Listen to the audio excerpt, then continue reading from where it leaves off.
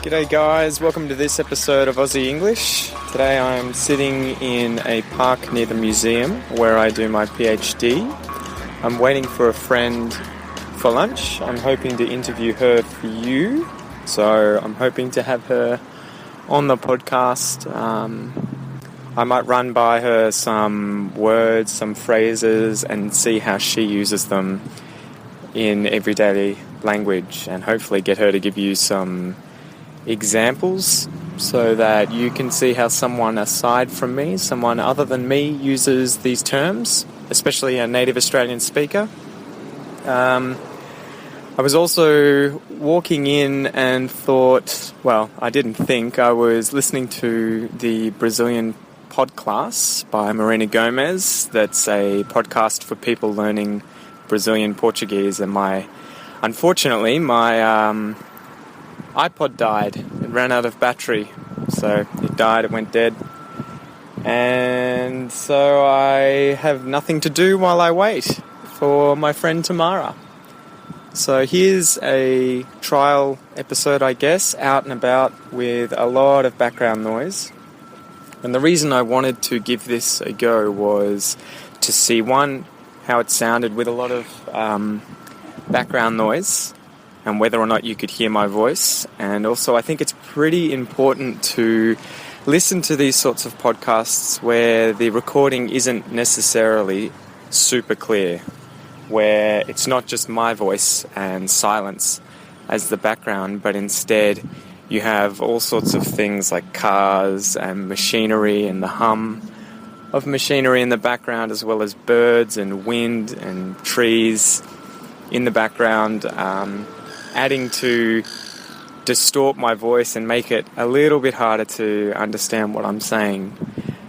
And part of the reason for this is because it's actually really important to practice this kind of listening comprehension, where in almost no circumstance in real life are you ever going to have a conversation with someone or with a group of people in complete silence.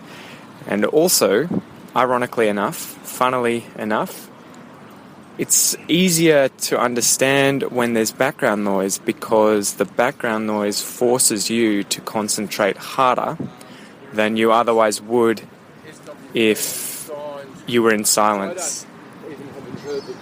Just going to let this guy pass.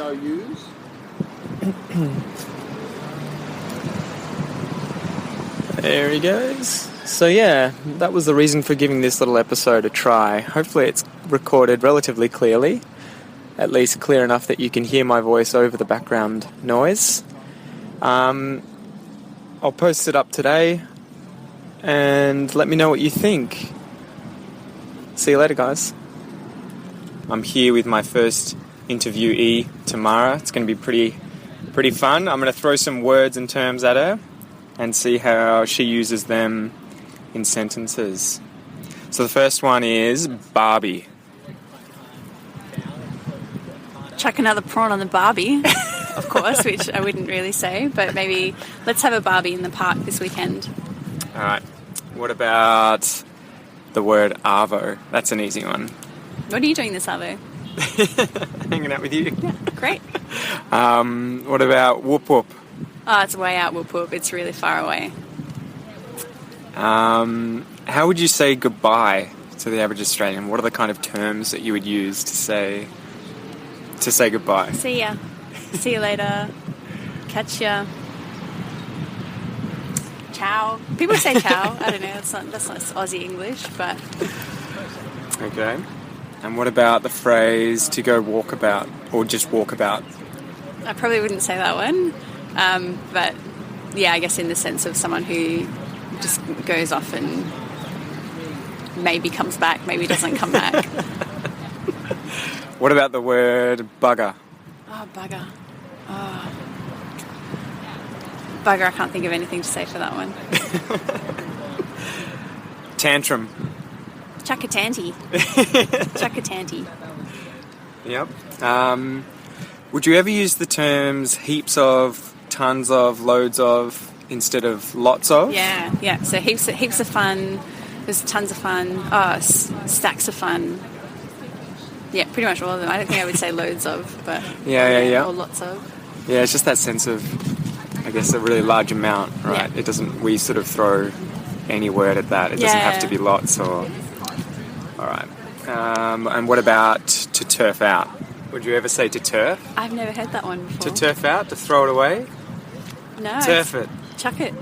Okay, Yeah, that's but one that I use I'm all from the WA, time. so maybe it's different. And where's WA? Western Australia. What about to be off to? Would you ever say I'm off to?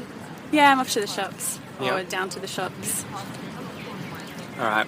And the last one, she'll be apples or she'll be right. Do you ever say those phrases or She'll hear be those right. phrases? She'll be right. Yeah, I haven't heard she'll be apples that much, but she'll be right. No worries. And so what's It's the all good. context where you would use that? In any kind of situation where you just kind of want to leave it up to chance, or you don't want to worry too much about the outcome. You're just like, oh, she'll be right. Awesome. Cool. Awesome. Thanks, Tamara.